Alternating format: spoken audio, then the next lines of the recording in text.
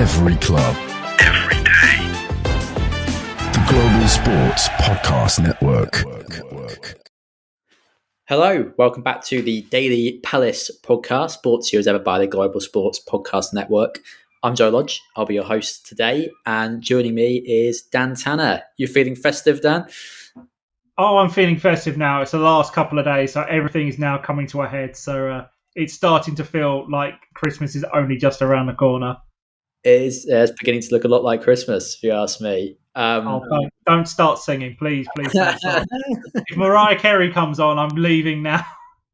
Hard to tell the difference in audio form between me and Mariah Carey when I restart, opening up the pipes. But yeah, we're just two unwise men who've had their hopes reignited by the emergence of a Tsar in recent weeks.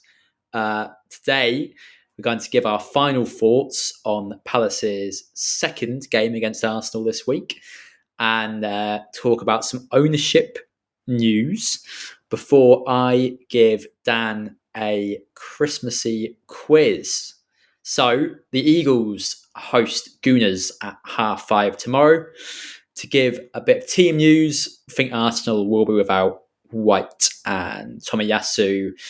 Latest I've seen, Rice and Calafiori are also doubts, but not confirmed either way. Palace will still be without the long-term absentees, your Whartons, Frankers, Riads. Daniel Munoz is also suspended after an accumulation of yellow cards. And some troubling news dropped today that Eze is also out after a knock he took to the foot against Brighton last weekend. I think we're only expecting him to miss this game for now, but still, any game about Eze is a game too many. Does any of that team news bother you particularly, Dan? Only that Eze wasn't going to be on, because I was under the impression that, because he played against them in the League Cup game in the EFL the other day, but he didn't look particularly fresh or mobile. He's kind of slightly subdued compared to his normal sort of movement. So I think they were saying that he was slightly injured then, so it was only probably just to make sure. Yeah. So I think so it's just to make sure he can get through the Christmas period. He might play, but let's just say I won't expect him to start. He'll probably be on the bench, if anything, if it's only a light injury. So he might just come on to either shore something up or just go, right, we'll see what happens. Wharton and stuff, I think my one was more the fact that it's now been extended into February.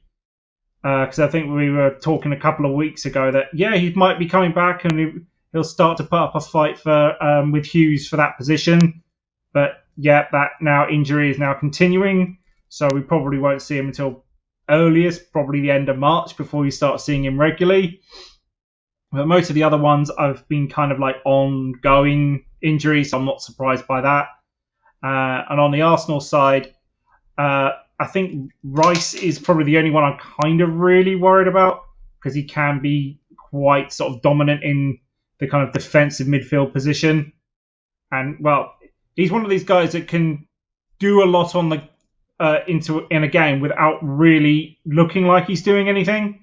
He'll just appear in very weird places. He'll just keep that engine in the midfield going. So that's the only one from the Arsenal lot that I'm kind of concerned that he's coming back. So I could have liked to have gone at least another week or so without him not being around. I think he is still a doubt. Again, we don't really know.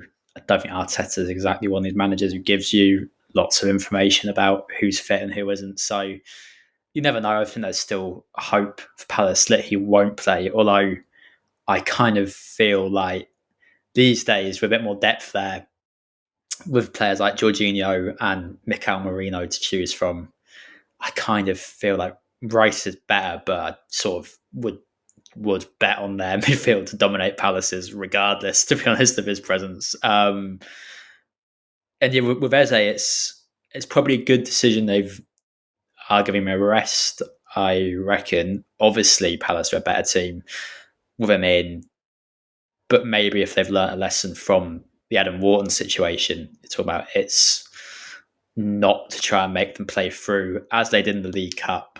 Started as a bottom off quite early, as it turns out, partly with managing this injury sustained to his foot in mind. And it sounds like, that did exacerbate things, and they're going to give him a game off now, and that might well be a good shout, because Palace's aim with players like Eze, who are so unique and they can't be replaced talents of the squad, has to be to do whatever they can to get as many games out of him as possible in a season. And that probably actually looks like not gambling when it's 50-50 and risking extending it, but rather, giving him the time and space he needs until he is fit again.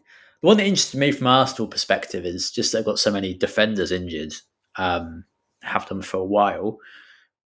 And whether that's good news, especially good news for Palace or not, I think depends on who Arteta selects and how he decides to plug those sort of fullback spots. If they play either Lewis Skelly or Kivior at left back, I would fancy Ismaila Sarr in his current form to give them some problems, and that could be a route of some joy for Palace. That said, if they've generally been doing that in recent games, but they've also got the option to have put Partey at a right back, and then that frees up Urian Timber to move over to the left back role. And if that's the case, then I don't I don't fancy Sarr's chances as much. I think he that's a really quality defender. But yeah, we will see who lines up on Saturday and make our judgments from there. With Daniel Munoz out of the team, Dan, how would you like to see Glasner solve that problem? Who would you like him to either put in at right wing back, or is there like another solution you could think of? Or I think I had the same conversation with Alec because he was out for the League Cup game too. So the obvious choice is Nathaniel Klein because he's an out and out right back, but he doesn't really have the legs to do the whole wing back position. But at least he'll have some of the, say, experience to know when to move forward and when to sort of defend, etc. So he's the obvious choice. But we are so short on depth on those fullback positions that I think we were saying this at the beginning of the season. Like, if one of those goes down for any length of time, we're going to have some problems. So it's one of those positions we're going to need to fill in the January transfer window. So put right backs and left backs on the Christmas list. I think the obvious choice is Klein, but unless you want to do, let's say, a wild card at some point in the second half and put Schlopp somewhere and just sort of let him run riot, but I think that might be a little bit too crazy even for Glasner, and especially against Arsenal. I don't see that happening. There's an option, isn't there? It's an option, but let him fashion out like a 35-yard shooting opportunity from somewhere. Yep. It's either that or give any one of them youngsters another sort of 15, 20 minutes. But we don't, as I mentioned earlier, we don't really have that much depth when it comes to fullbacks or in most positions, by the way. So it's just going to be a fun time for the next week or so. Yeah, I think I would be inclined to give Caleb Kapoor, apologies to the boy if that's a completely butch pronunciation, but another go after his first half run out there for Arsenal. If Eze wasn't injured, I would have said Klein, but I think so much of the onus is going to be on that right-hand side for Palace in an attacking sense without the creativity of Eze. And for Sarr to kind of get free and cause the fullbacks max amount of problems, you probably need another body up there to just kind of occupy someone and ask more questions. And Caleb Kapoor looked fit and a willing runner. He looked like he, on that showing, had enough technical quality. He didn't affect the play massively, but there were a couple of moments like he took one ball out of the sky that Lerma had played, this looping, like if you were trying to play the most difficult pass possible to control, you couldn't have done much better than the one that Lerma played across to him, and he took it out really well.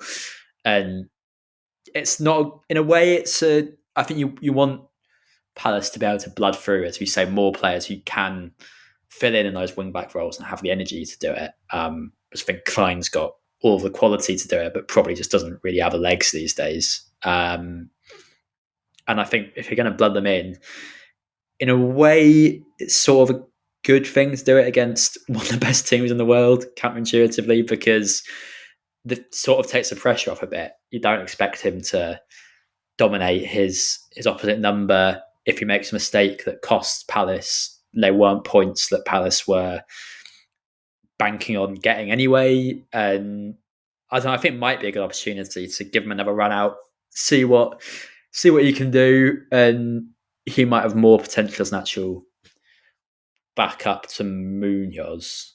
Whereas I can just say Klein can do it and has some really good qualities for it. Like you can put a good cross in and stuff like that. But I probably see him more as an option in the right centre back role these days in the team. But anyway, to wrap up the discussion of this game, Dan, what do you reckon the outcome of this one will be? Has it changed from yesterday for you? I don't think it's changed all that much. I still see it being a 2-2, like a really sort of, because we've been doing this scoring early and then being sort of pushed, sort of trying to defend for most of the game. So we did it against City and then we did it against literally Arsenal the other day. So, and after talking to the guys of the Arsenal podcast, they were very sort of impressed by the way that how difficult we were to play against when we were sort of defending. Mm-hmm. So, but I still see us giving away sort of some goals and then probably trying to come back. So I think it's going to be very, very cagey. We'll get one early and then we're just going to defend for the as much of the game as humanly possible. And we'll just make either they'll make an absolute brilliant play, or Jesus will suddenly come along again and get a hat trick. Like he suddenly became a world-class centre forward the other night. Don't know where in the world that came from. So that's my prediction, because both teams don't really want to drop points at the moment. We're trying to get out of the relegation fight, and they're trying to keep up with Liverpool and trying to get a little bit of a gap from City. So I think if we can get away with a draw, I would be very happy, and especially after the beginning of the month when we were looking at this and we were dreading this last one, thinking, oh, we were probably going to lose nearly all of them and maybe nick one against Ipswich. But no, we've actually done really well. So hopefully one last good present before Christmas, and then we can relax into the Boxing Day against Bournemouth. Yeah, I think it'll be a good game. I think Arsenal will be more aggressive more attacking in their kind of balance than they often are.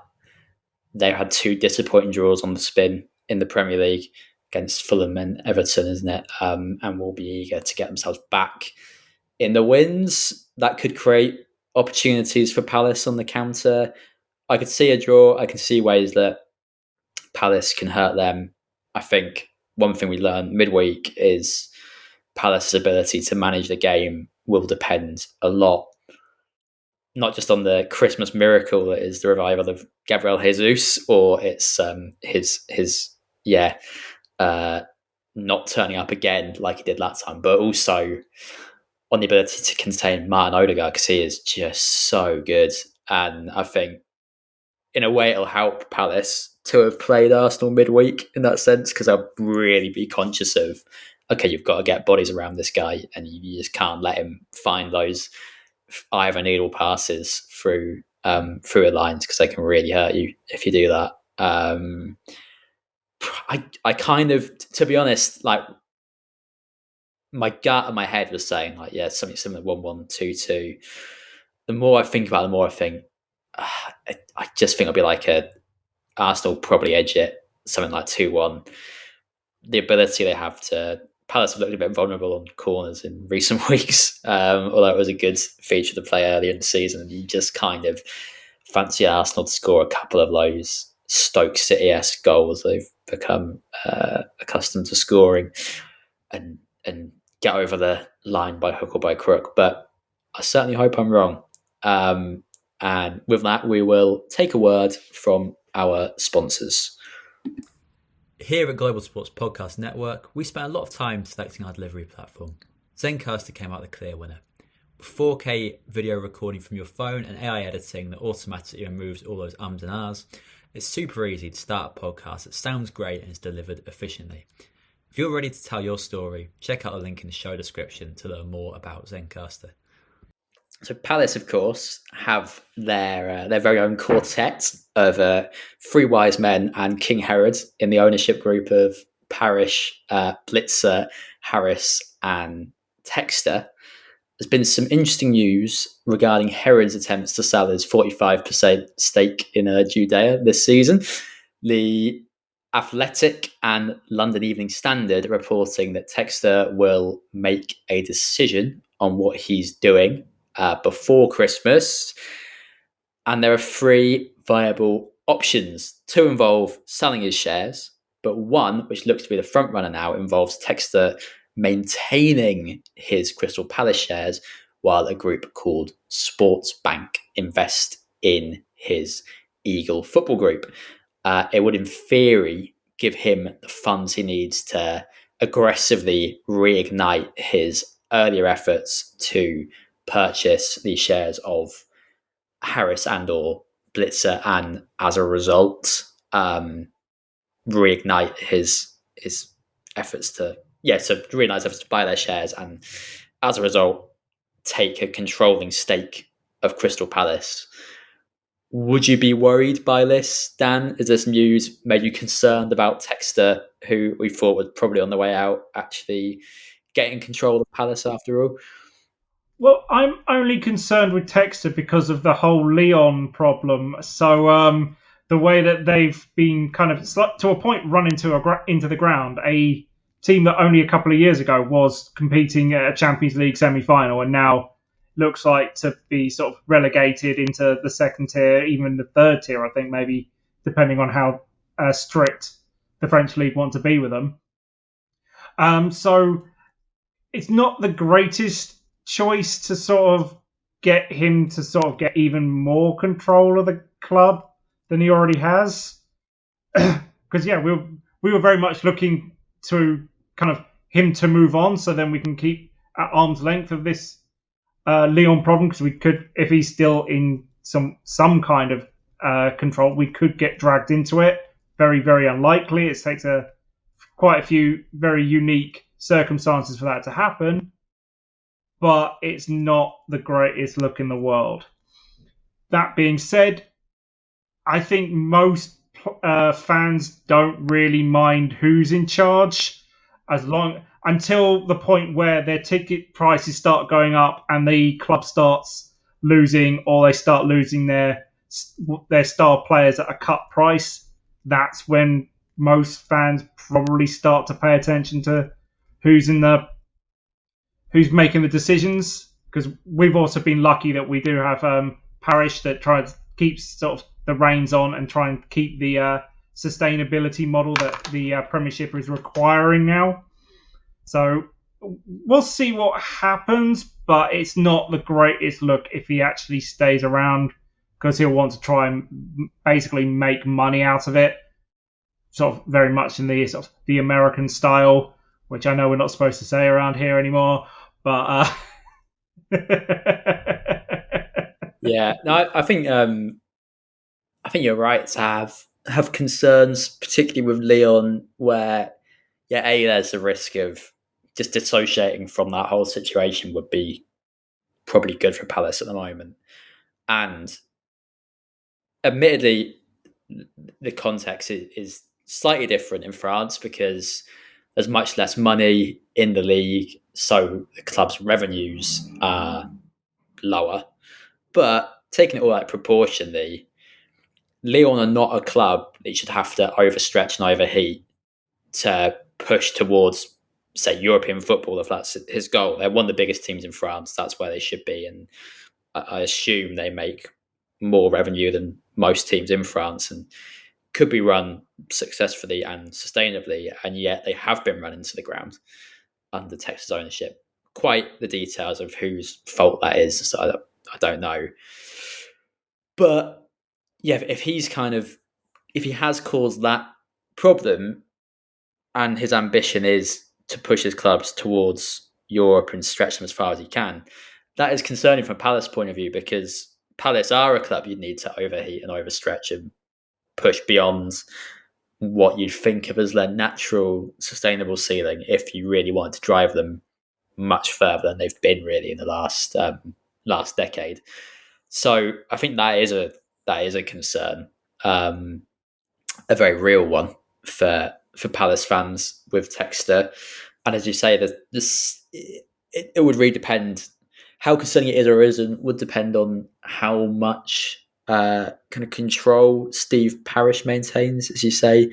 I think if he keeps his place and manages to keep a kind of deal which gives him a lot of sway, then you wouldn't worry so much, because I think he's very sensible. He's not going to, the kind of worst fate that Steve Parish is going to oversee at Palace is relegation on lack of sporting merit, which always feels possible, but it's not kind of, you don't think he's going to do anything mad that's going to really jeopardise the club on a deeper level than that. So yeah, I think there are worries associated with this from a Palace point of view. The possible benefit of a SportsBank deal is it looks like the one that could get completed the quickest for a variety of reasons, which would potentially mean there's an injection of cash available for Palace strengthen in January, whereas with the other potential bidders, that seems unlikely. Do you think a January cash injection with Palace in the kind of still precarious position they are in now would be enough to kind of offset the downsides potentially of Texas' continued involvement? Well, one that's very dependent on how much of a cash investment in it is, because the economics on football players have gone up exponentially over the last few years, and especially with players that we're going to be looking at, which are the same as most of the clubs from the top six down. So they'll see the Premier League logo on the email or the whatever message board that these guys use, and they'll jack up the price. So, and especially when these clubs will know that we suddenly got a cash injection, they go, right, let's see if we can't get a little bit more out of them, just a little bit more. So it's very dependent on how much we get, but we still need to probably spend quite a bit to get a little bit more safety, because we do need a lot of players in some very specific positions, and ones that have got some very unique talents as well, because that's one of the Palace ways of doing it, is finding these guys that have got very weird sort of skill sets, creative players, as well as the bruisers down the middle. So they're very, very specific, we look for, to wear the Crystal Palace shirt. But I think it would probably offset it for a while, that if Textor is still around, that we've got some more cash injection, we can actually start to get somewhere. So it will probably offset it for a while, but then the question will probably be brought up again just at the end of the season as well, depending on whatever behind the scenes negotiations are being put into place, because I'm pretty sure they'll have backup plans for backup plans, etc. Yeah, no, I agree. I don't know if it stands to benefit Palace that much, because I think unless Palace lose a couple of big names for big money in January, which could happen. They don't need that much money in January. If they do lose a couple of big names for big money, then they'll have money from the big names they just lost to replace them with. And so I don't think it's that necessary. Really, assuming ceteris paribus, the team just stays as it is. What Palace need is a couple of players, probably fullbacks, maybe midfielders, but not players that are going to come into starting 11 and revolutionise the way Palace play, but just flexible, decent players that shouldn't, with Palace's, as you say, quite strong scouting record, ability to identify talent, shouldn't cost that much money. Players in the mould of, say, from an undervalued league, like got Munoz from over in Belgium, and he wasn't in his he wasn't a youth player that was going to cost loads because he could one day become brilliant and turn out to be a great signing. But somewhere from like that, the Championship, someone who's not going to cost an arm and a leg and can play a variety of roles and be at the level and doesn't need to be a kind of world beater. Munoz may be a bad example because it turned out he's really good, but I think that's it's that kind of profile of signing is what Palace need, and for that they probably don't need loads and loads of money. One quick point I would make before we move on, though, is I don't know what you think about this, Dan. I kind of wonder if this SportsBank bid is being talked up by Textor in his press briefings, and if it could be a negotiating ploy, because there is this other bid from this US Saudi consortium which got turned down. He wasn't happy with the price of it. They signalled, or apparently have signalled, a kind of willingness to potentially increase the bid at some point. Then his negotiating hand weakened a bit because of the Lyon situation and his need to raise money to address that.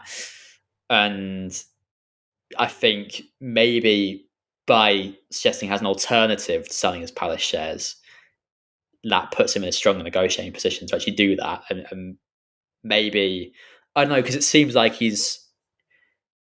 only really wants to be in Palace if he can get full control of the club, and maybe believes he can do that, but he's not had much encouragement so far.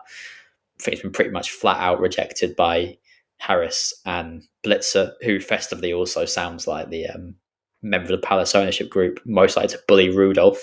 But I wonder if it's a little bit hyped up to strengthen his hand. I don't know, but we know that he likes to talk to the media, and unless it's verbal diarrhea, I've always assumed there's a little bit of an element of weaponizing information to strengthen his negotiating positions and stuff like that. And I wonder if this could be an example of that, and we could actually see Texas sell his Palace shares after all. But we'll see. Apparently we'll see before Christmas, but I'm not sure.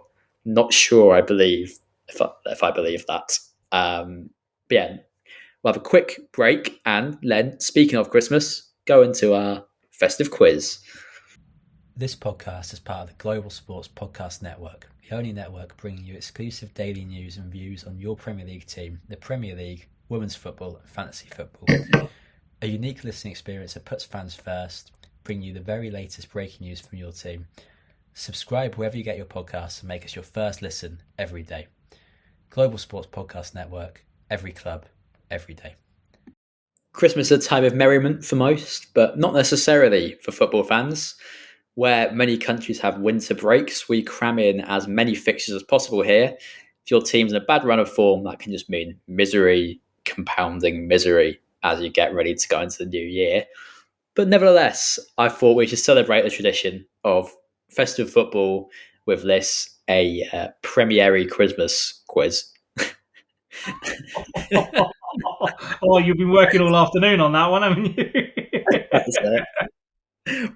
Not enough. That was a 5-minute job. That was a 5-minute.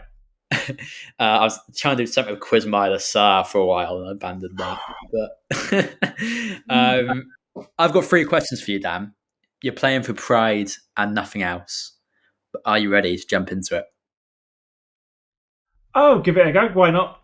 It's more Prem themed than Palace themed, just so you don't end up on All right. getting your answers muddled by trying to think of Palace players. Yeah, I'll get straight into it. So your first question is: Turkey, famous as the bang, is famous as the bang average protein, which casts a long shadow over Christmas dinner, but it's also a large Eurasian country. Which bang average Turkish international has played more games than any other in Premier League history? That's what I want you to tell me. So basically, which Turkish international? Which Turkish player has had the most appearances in the Prem, essentially, is what you're asking me. Yeah. I'm trying to rack my head of Turkish players. Oh, God. I have no idea. I'll give you a clue. And if you met him in the street and had a quick chat to him, I'm not sure you'd get that he was Turkish. I think that might be something that was surprised you. Oh, I don't know. I'm assuming he's probably sort of second nationality. So I don't know. I really can't. Mind is gone on that one. It is Muzzy, is it? Of London. Oh, of Leicester. Back a long time ago. Leicester player, wasn't it? Yeah. I called him bang average. I don't know if that's actually fair. It's kind of before my time, Muzzy, is it? So apologies if he was actually a good Vaguely player. remember him, but I think he was on the way out as I was Take that as he was bang average. So, next question. I have here a bottle of Bailey's. It's a velvety, breakfasty texture that will facilitate round-the-clock drinking in many households this Christmas. Leon is probably the Premier League's most famous Bailey. What I want you to tell me is which of these was the name of an Austrian team that he played for at youth level. Is it A, Anif Jugend, B, Anif Jartop, C, Anif Varsmittel, or D, Anif Pitcherbottom? Which one of those sounds like a plausible I think it's B. I think it's B. Anif Jartop? Yeah. I'm afraid it was actually A, Anif Jugend. Okay. Slight pack to the dark because those the Austrian ones do have some very similar sounding names when they start getting further down the league. I thought they all sounded kind of plausible as fake Austrian team names. And also, this team doesn't have a Wikipedia page, so we're talking very far down the league. Very far down, so amateur level.